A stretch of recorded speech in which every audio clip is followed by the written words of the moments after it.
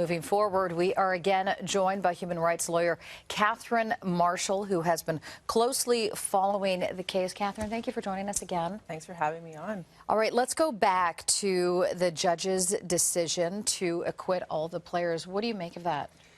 It wasn't really a surprise from people who've been watching it carefully. It was a difficult trial. There was 2 mistrials, or 2 hung juries. The charges were not laid till 6 years after the alleged assault occurred. And there was a lot of inconsistent testimony. But I have to say that's not unusual with victims of assaults. The memory does things when you go through trauma.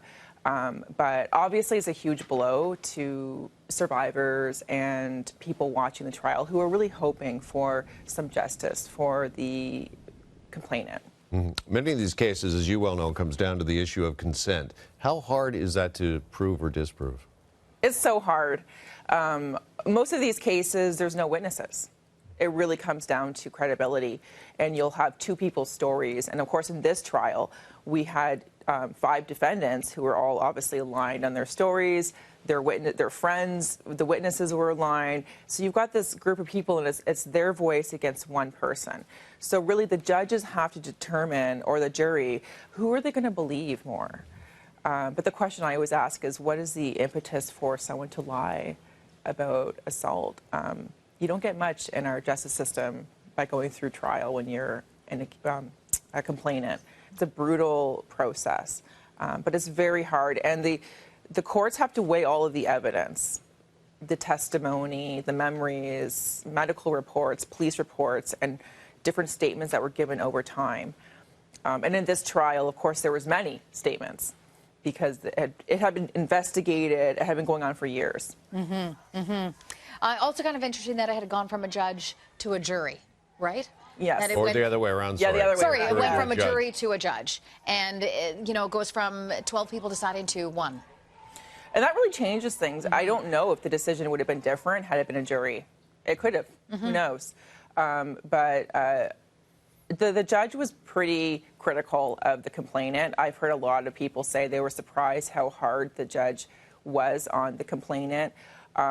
It wasn't just the inconsistent testimonies. The judge found the complainant not to be credible. And so it's a very difficult day for people who help survivors and, just to watch, what she went through. She went through over a week of cross-examinations. Everything was picked apart, every single little detail. We also, as we mentioned, we've heard from both the NHL and the Players Union, who now seemingly are at odds about the players and their future and their eligibility when it comes to playing hockey, professional hockey again. How do you see that playing out? Well, that's really interesting because although, of course, the young men yesterday won the day, in the end, they still might lose, right? Because they might not get their careers back. The NHL has made it clear they're still reviewing it. And although there's been an acquittal, the NHL might find that they found that these young men, their behavior in the room that night just broke their own code of conduct.